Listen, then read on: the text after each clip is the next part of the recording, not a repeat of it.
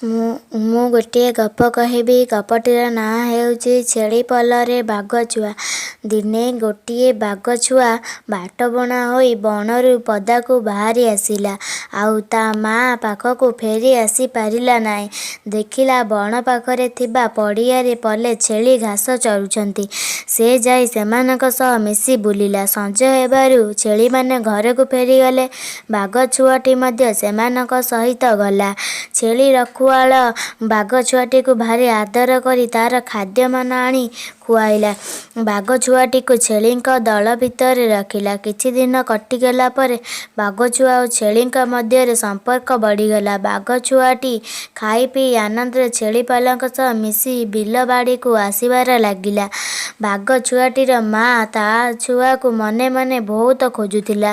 ଦିନେ ହଠାତ୍ ମା' ବାଘଟି ଆସି ଛେଳି ପଲଙ୍କ ଭିତରେ ତା' ଛୁଆକୁ ଦେଖିଲା। ବାଘକୁ ଦେଖି ଛେଳିପଲ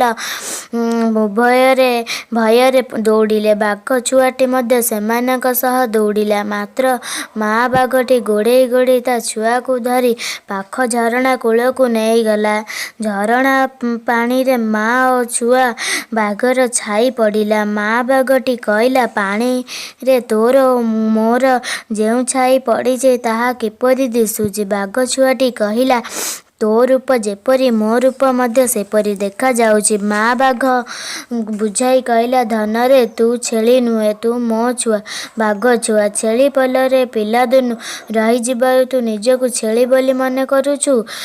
ଆ ମୋ ସାଙ୍ଗରେ ବଣ ଭିତରକୁ ଯିବା। ତତେ କେତେ ଜୀବଜନ୍ତୁଙ୍କ କଅଁଳିଆ ମାଂସ ଖୁଆଇବି, ଶିକାର କରିବା ଶିଖାଇ ଦେବି। ବାଘ ଛୁଆଟି ମା' କଥା ମାନି ବଣ ଭିତରକୁ ଚାଲିଗଲା। ଆଉ ଛେଳି ପଲଙ୍କ ପାଖକୁ ଆସିଲା ନାହିଁ।